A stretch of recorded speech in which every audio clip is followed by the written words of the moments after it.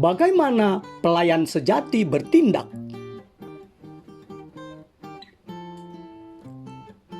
Shalom mitra produktif. Jumpa lagi dengan saya, Pastor Tommy Ringo, di Tahta Daud Channel dan Podcast Produktif dalam program 50 episode kehidupan yang dikendalikan oleh tujuan yang alkitabiah. Untuk apa kita ada di dunia ini? Episode 33. Sebelum kita belajar bersama dan memulai perjalanan rohani yang mengasyikkan ini, mari kita memperkatakan dan merenungkan firman Allah yang tertulis dalam Injil Markus 10 ayat 43-44 yang berkata, "Barang siapa ingin menjadi besar di antara kamu, hendaklah ia menjadi pelayanmu. Dan barang siapa ingin menjadi yang terkemuka di antara kamu, hendaklah ia menjadi hamba untuk semuanya." Dari ayat tersebut kita diingatkan bahwa kita melayani Allah dengan melayani orang lain. Kita melayani Allah dengan melayani orang lain.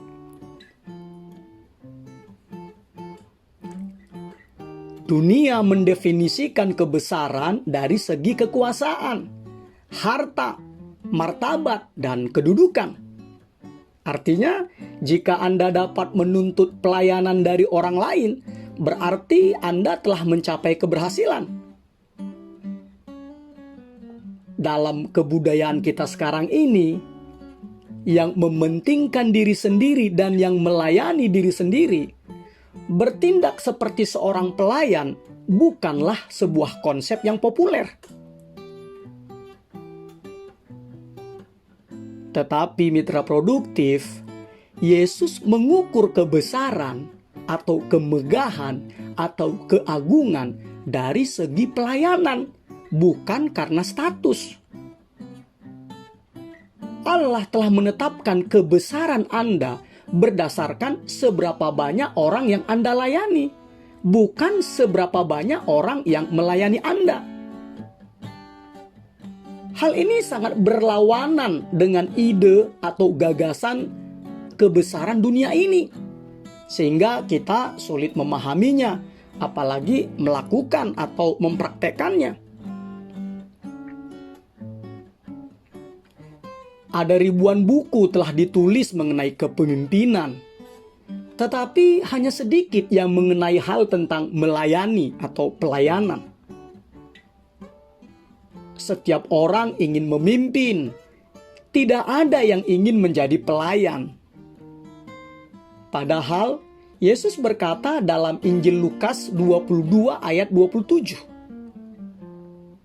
"Tetapi aku ada di tengah-tengah kamu sebagai pelayan."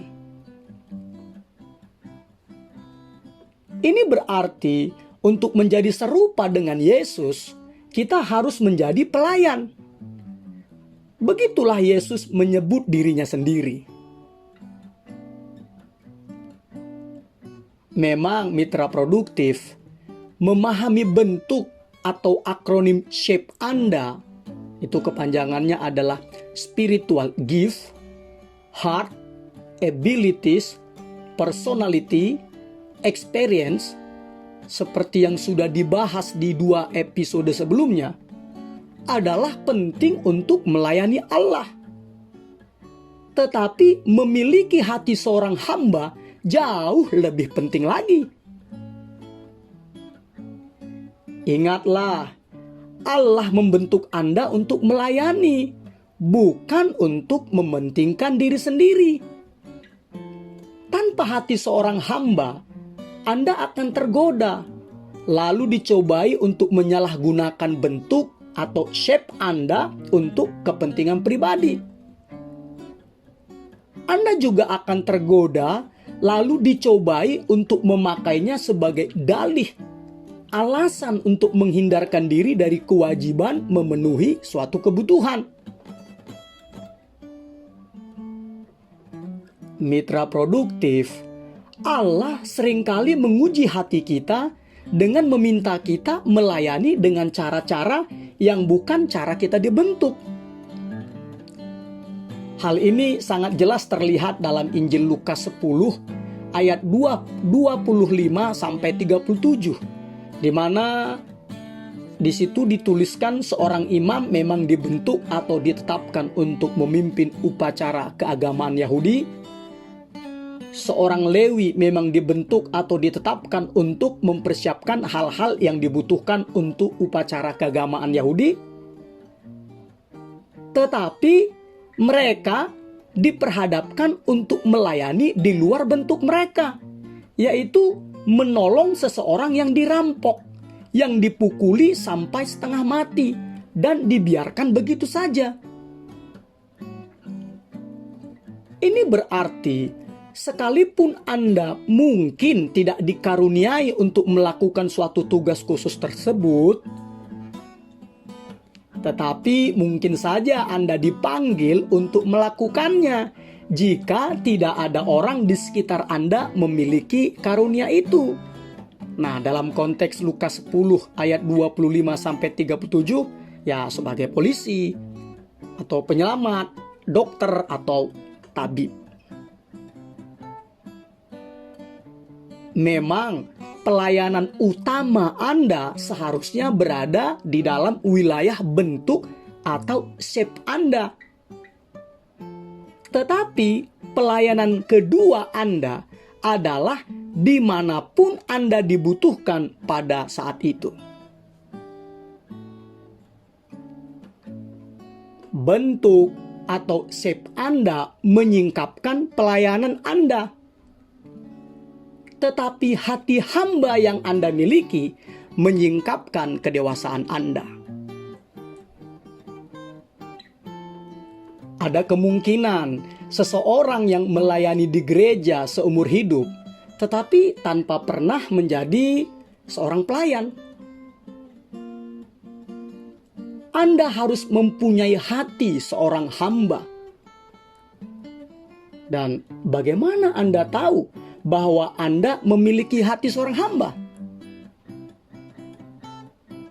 Yesus mengatakannya dalam Injil Matius 7 ayat 16a terjemahan Bahasa Indonesia masa kini. Kalian akan mengenal mereka dari hasil perbuatannya. Pertama, pelayan sejati memberikan diri untuk melayani. Pelayan sejati tidak memenuhi waktu mereka dengan pengejaran akan hal-hal lain yang dapat membatasi kesiapannya untuk melayani. Dia ingin siap sedia untuk langsung melayani ketika dipanggil. Sama seperti seorang prajurit, seorang pelayan harus siap sedia melakukan tugasnya. Surat 2 Timotius 2 ayat 4 berkata, seorang prajurit yang sedang berjuang tidak memusingkan dirinya dengan soal-soal penghidupannya, supaya dengan demikian ia berkenan kepada komandannya. Jika Anda hanya melayani ketika pelayanan itu menyenangkan bagi Anda bukanlah seorang pelayan sejati. Karena seorang pelayan sejati melakukan apa yang diperlukan, bahkan ketika rasanya tidak nyaman. Mitra produktif, apakah Anda siap sedia untuk melayani Allah kapanpun? Bisakah Allah mengacaukan rencana, jadwal, agenda Anda tanpa membuat Anda marah? Sebagai pelayan, Anda tidak bisa memilih-milih kapan atau di mana Anda akan melayani.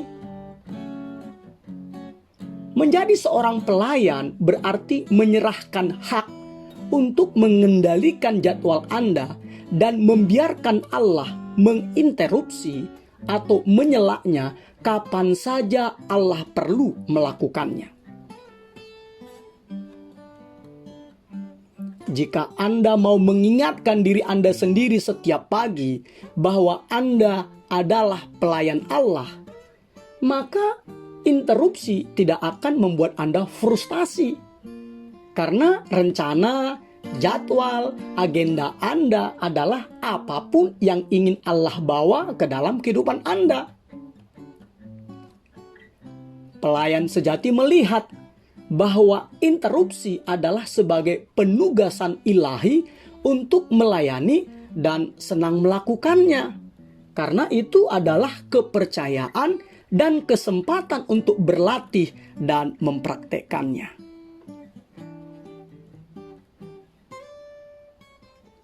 Kedua, pelayan sejati memperhatikan kebutuhan. Pelayan sejati selalu mencari cara-cara untuk membantu orang lain. Ketika dia melihat suatu kebutuhan, dia langsung siap dan segera mengambil kesempatan untuk memenuhi kebutuhan tersebut. Seperti yang tertulis dalam surat Galatia 6 ayat 10.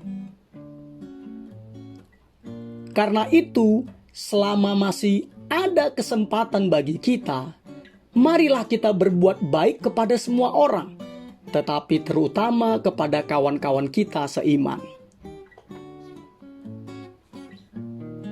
Jika Allah menempatkan seseorang yang membutuhkan pertolongan tepat di depan Anda, maka Allah sedang memberikan Anda kepercayaan dan kesempatan untuk bertumbuh dalam pelayanan.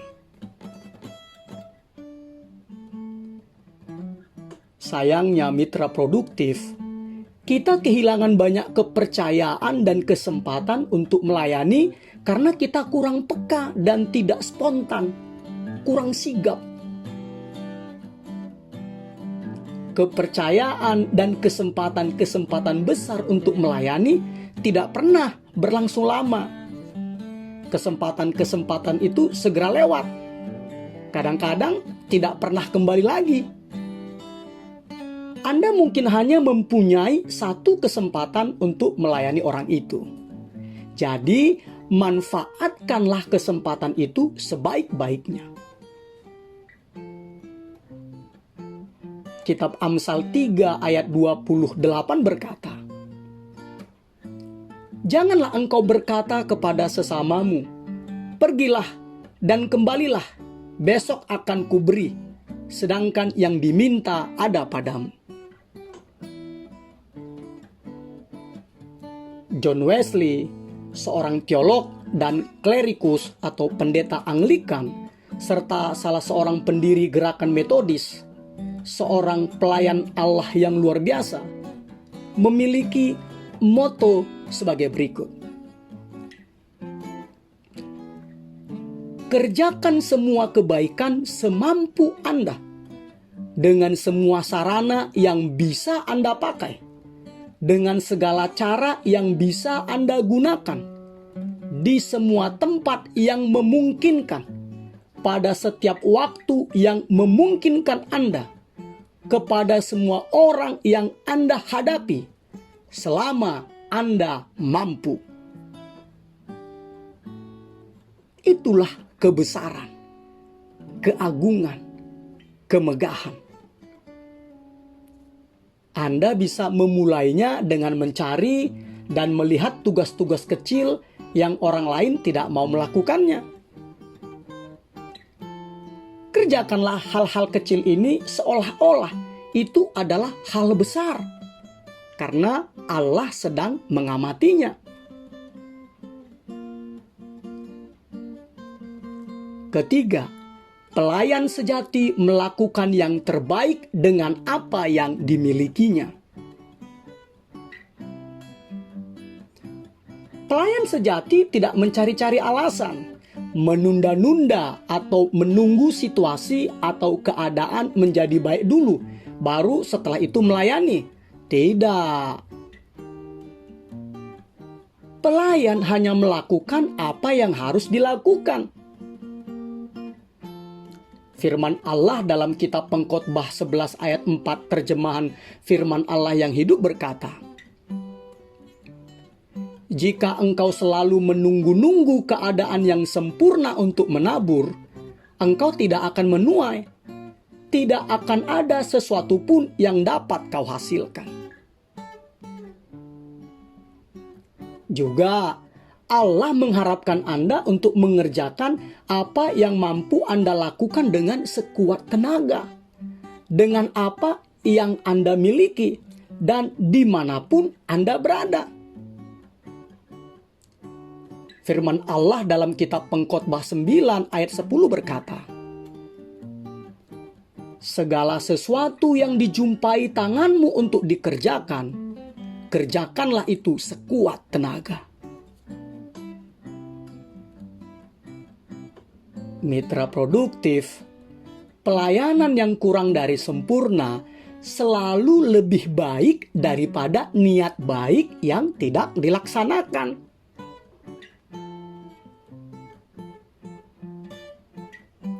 Salah satu alasan mengapa banyak orang tidak pernah melayani adalah karena mereka takut bahwa mereka tidak cukup baik untuk melayani. Mereka mempercayai kebohongan iblis bahwa melayani Allah hanyalah untuk orang-orang hebat. Mirisnya, beberapa gereja meneguhkan mitos ini dengan membuat kesempurnaan dalam tanda kutip sebagai berhala, idola, sehingga membuat orang-orang dengan talenta rata-rata ragu-ragu untuk terlibat. Atau Anda mungkin pernah mendengar statement ini, "Jika tidak dapat dikerjakan dengan sempurna, jangan dilakukan." Padahal Allah tidak pernah mengatakannya. Allah hanya mengatakan bahwa Anda harus melakukannya dengan sekuat tenaga, Pengkhotbah 9 ayat 10, dan melakukannya dengan segenap hati Anda seperti untuk Tuhan, bukan untuk manusia. Kolose 3 ayat 23. Dan lagi, mitra produktif, hampir setiap hal yang kita lakukan, pada awalnya kita lakukan dengan buruk. Begitulah cara kita belajar.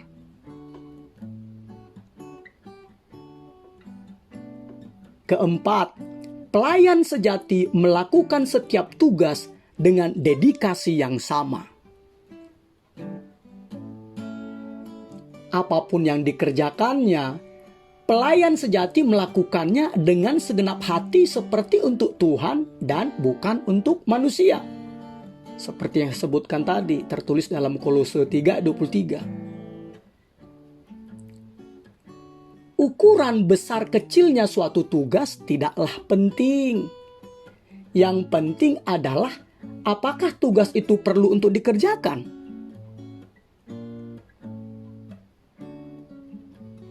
Mitra produktif, semua pelayanan penting untuk dilakukan. Bahkan pelayanan yang paling sederhana sekalipun. Allah tidak akan pernah membebaskan Anda dari tugas-tugas biasa tersebut. Itu adalah bagian yang paling penting dari kurikulum pembentukan karakter Anda. Firman Allah dalam surat Galatia 6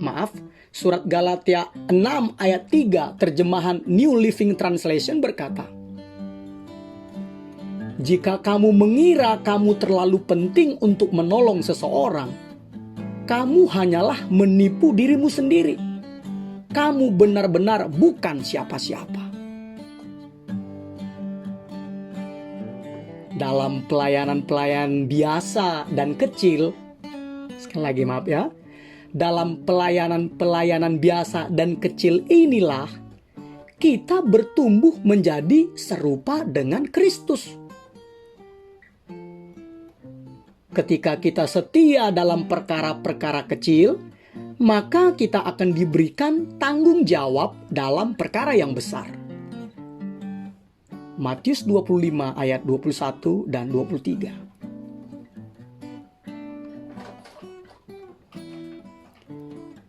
Ketika Allah menjadi manusia dan dinamai Yesus, ia melakukan pekerjaan biasa yang dihindari orang lain. Contohnya, ia membasuh kaki, membantu anak-anak, menyediakan sarapan, dan melayani orang yang sakit kusta. Tidak ada yang tidak pantas untuk dilakukannya, karena memang ia datang ke dunia ini untuk melayani, bukan untuk dilayani. Markus 10 ayat 45. Yesus melakukan semuanya itu bukan karena ia tidak menghiraukan kebesaran, kemegahan, kemuliaannya, tetapi justru karena kebesaran, kemegahan, kemuliaannya lah Yesus melakukan semuanya itu.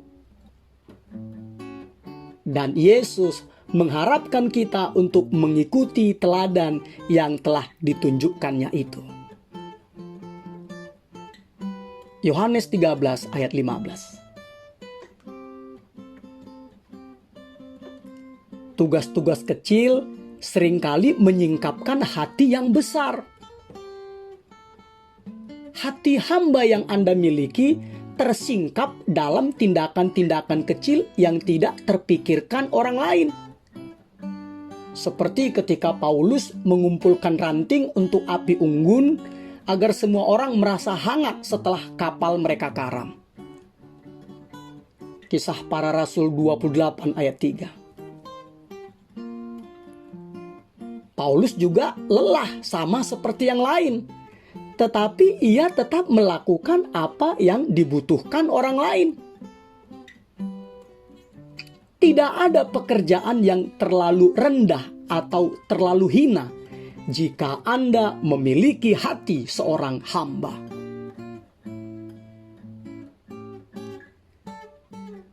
Dan lagi, kesempatan-kesempatan besar sering menyamar dalam bentuk tugas-tugas kecil. Hal-hal kecil dalam hidup menentukan hal-hal besar. Jangan mencari tugas-tugas besar untuk Allah. Lakukan saja tugas-tugas kecil dan sederhana itu dengan setia. Maka Allah akan menugaskan Anda untuk melakukan apapun yang Ia inginkan untuk Anda lakukan. Mitra produktif, sebelum mencoba melakukan hal-hal yang luar biasa, cobalah melayani dengan cara-cara yang biasa. Lukas 16 ayat 10-12. Karena ketika Anda bersedia melakukan apapun yang dibutuhkan, sesungguhnya Anda sedang mengembangkan hati seorang hamba.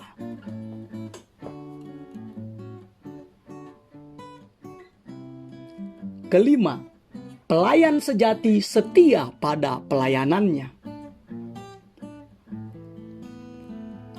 Pelayan sejati menyelesaikan tugas yang diembankan kepadanya, memenuhi tanggung jawabnya, menepati janji-janjinya, dan menyelesaikan komitmennya. Dia tidak meninggalkan tugasnya sebelum selesai. Dan dia tidak berhenti ketika merasa berkecil hati. Pelayan sejati dapat dipercaya dan dapat diandalkan.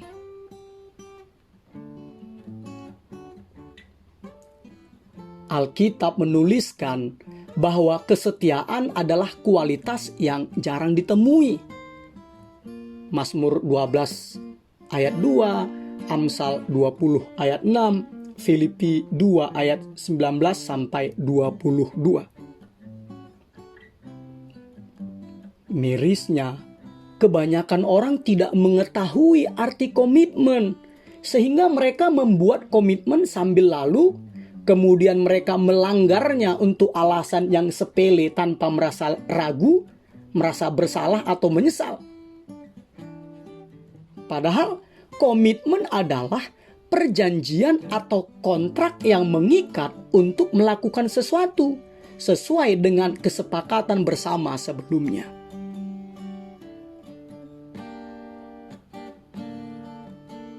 Mitra produktif, dapatkah Anda diandalkan oleh orang lain? Apakah ada janji-janji yang harus Anda tepati? Apakah ada nazar Anda yang harus dipenuhi? Atau komitmen yang harus Anda hormati? Itu semua adalah ujian. Allah sedang menguji kesetiaan Anda. Jika Anda lulus dalam ujian ini, maka Anda masuk dalam golongan orang-orang yang disebutkan sebagai hamba yang baik dan setia, yang akan diberikan tanggung jawab dalam perkara yang besar. Matius 25 ayat 21 dan 23.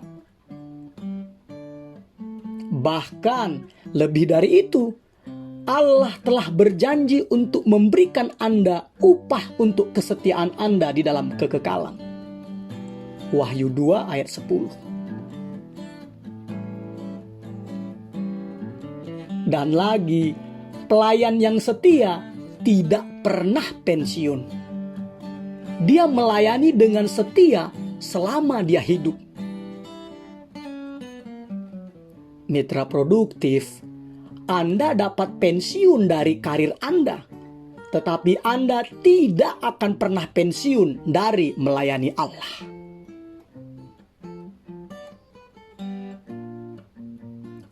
Keenam, pelayan sejati menjaga sikap yang rendah hati.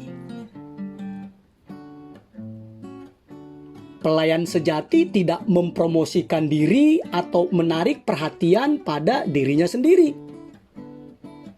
Mereka tidak bersikap maupun berpenampilan untuk memberikan kesan sukses atau keberhasilan, tetapi justru mengenakan baju kerendahan hati untuk melayani satu sama lain.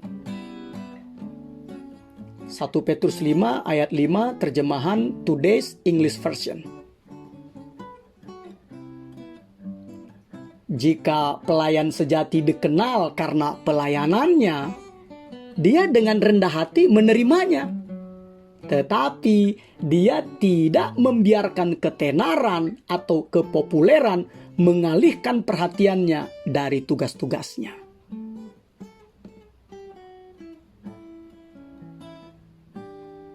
Paulus menyingkapkan suatu jenis pelayanan yang kelihatannya rohani, tetapi sebenarnya hanyalah kemunafikan, aksi pamer untuk mendapatkan perhatian. Ia menyebutnya dalam tanda kutip pelayanan mata, hanya di hadapan orang saja. Efesus 6 ayat 6, Kolose 3 ayat 23, yaitu melayani untuk membuat orang terkesan betapa rohaninya dia. Ini adalah dosa orang-orang Farisi. Mereka mengubah tindakan menolong orang lain, memberi, bahkan berdoa menjadi suatu pertunjukan bagi orang lain. Yesus membenci sikap ini dan memperingatkan kita dalam Injil Matius 6 ayat 1. Ingatlah, jangan kamu melakukan kewajiban agamamu di hadapan orang supaya dilihat mereka. Karena jika demikian, kamu tidak beroleh upah dari Bapamu yang di sorga. Promosi diri dan sikap pelayan sejati melayani tidak dapat bercampur seperti minyak dengan air.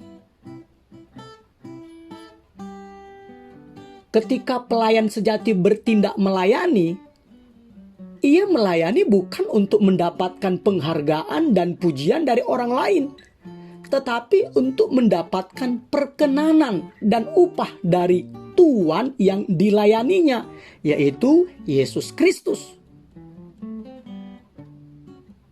Surat Galatia 1 ayat 10 berkata, "Sekiranya aku masih mau mencoba berkenan kepada manusia, maka aku bukanlah hamba Kristus."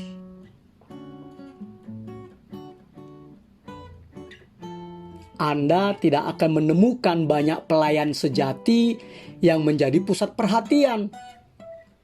Mereka bahkan menghindarinya kalau bisa.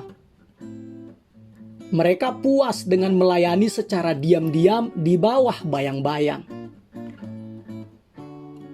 Yusuf adalah teladan yang baik. Yusuf tidak menarik perhatian bagi dirinya sendiri, tetapi dengan diam-diam melayani Potifar, lalu melayani kepala penjaranya, juga melayani juru roti dan juru minuman Fir'aun. Dan Allah memberkati sikapnya tersebut. Bahkan ketika Fir'aun mempromosikannya tempat kedudukan yang tinggi dan penting, Yusuf tetap memelihara hati seorang pelayan, bahkan terhadap saudara-saudaranya yang telah mengkhianatinya.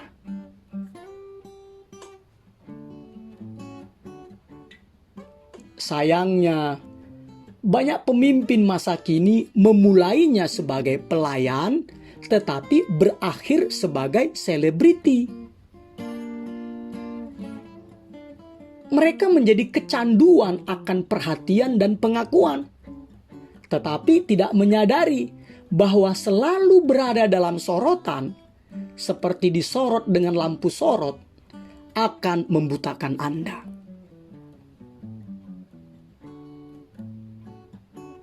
Mitra produktif, Anda mungkin sedang melayani di tempat kecil, serta merasa tidak dikenal dan tidak dihargai.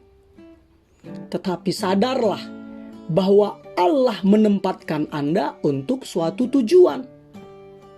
Pelayanan Anda penting bagi kerajaan Allah.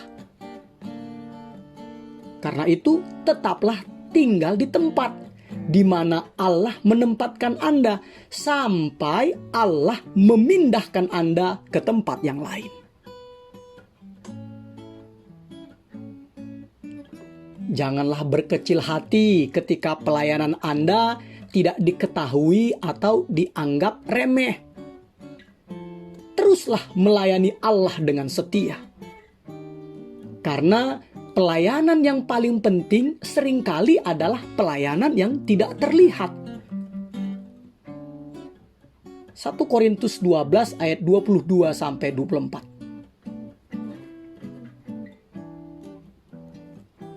Firman Allah dalam surat 1 Korintus 15 ayat 58 berkata, "Karena itu saudara-saudaraku yang kekasih, berdirilah teguh, jangan goyah, dan giatlah selalu dalam pekerjaan Tuhan. Sebab kamu tahu bahwa dalam persekutuan dengan Tuhan, jerih payahmu tidak sia-sia."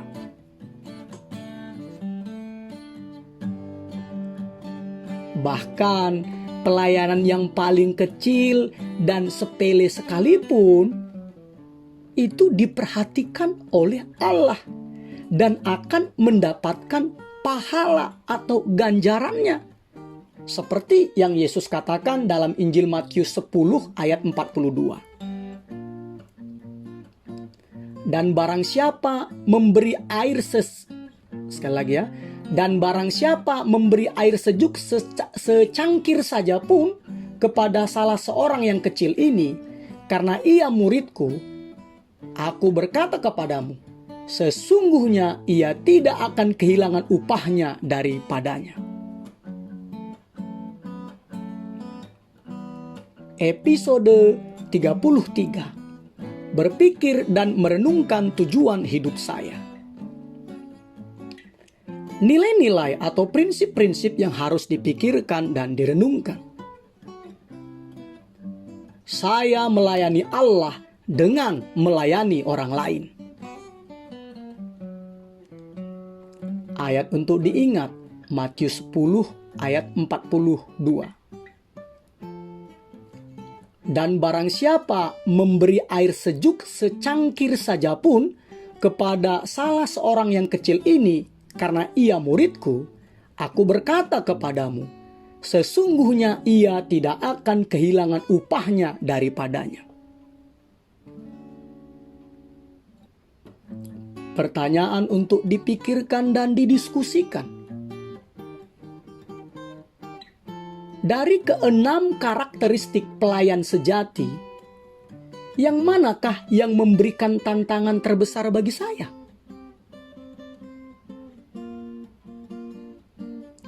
Immanuel, Allah menyertai kita mitra produktif. Amin.